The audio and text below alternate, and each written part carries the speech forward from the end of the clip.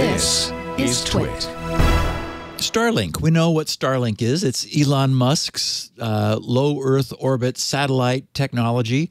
I've got one very good friend, Mark Thompson, who's in an area in Phoenix where he, believe it or not, he doesn't have any broadband internet service, and he's hoping that this is all going to work out well. This Ukraine Minister of Digital Transformation, I think he's 31 years old. He looks young. Mikhailo Fedorov, on the 26th, he tweeted to Elon Musk. He said, at Elon Musk, while you try to colonize Mars, Russia tried to occupy Ukraine. While your rockets successfully land from space, Russian rockets attack Ukrainian civil people. We ask you to provide Ukraine with StarLink stations and to address sane Russians to stand. To his credit, Elon replied, StarLink service is now active in Ukraine. It hadn't been a day before. And he said more terminals en route. Okay, so although so far Ukraine's internet access has been relatively stable, and it's actually been surprising people. Concerns over the possibility of widespread outages, as Russia has been increasingly attacking communications infrastructure, have recently increased. So it was with some sense of relief that an equipment trunk arrived from StarLink like that day, which of course is the internet subsidiary of Elon Musk's SpaceX. So will it be helpful? Was it just another PR stunt for which, of course, Elon is rather famous? It's too soon to say, but it would take more trucks, many more trucks, in order to make a significant difference. According to Ukraine's Ministry of Digital Transformation, only one truck of StarLink kits has arrived so far. The ministry is raising funds to purchase additional StarLink equipment, according to Forbes Ukraine. Ukraine is also considering the purchase of used StarLink devices, if they can get them.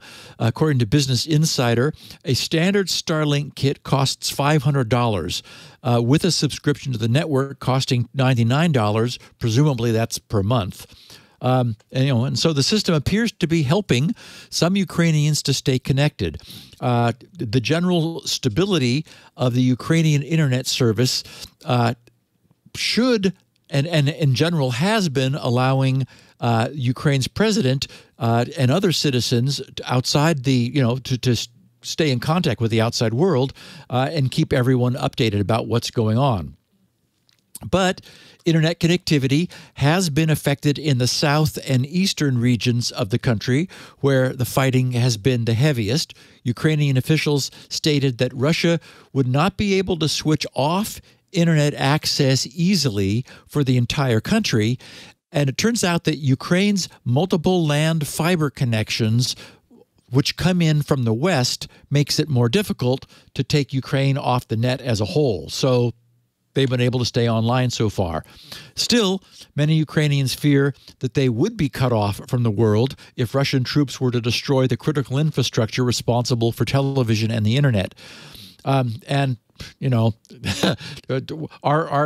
an internet outage briefly yesterday, and it is amazing how much we've come to be dependent and to take for granted, the connectivity that we have with the world.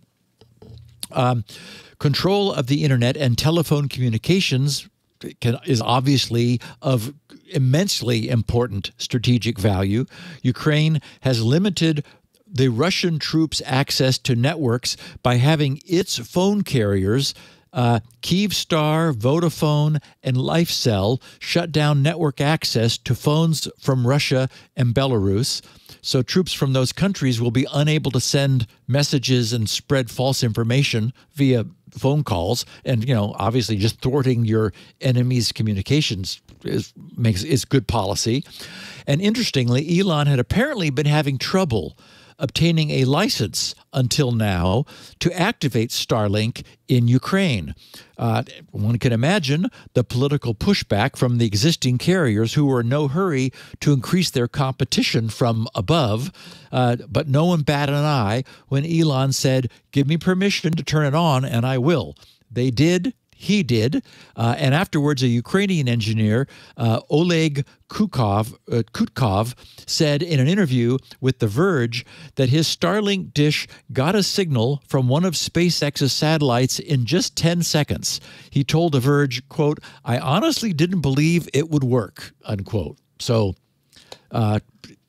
it certainly is the case that satellites are going to be, unless you shoot them out of orbit, are going to be impossible to cut off. Well, I guess you could jam the signal, except, they can also be targeted. That is, line of sight connections to the dish. So it might be that jamming is also much more difficult to do.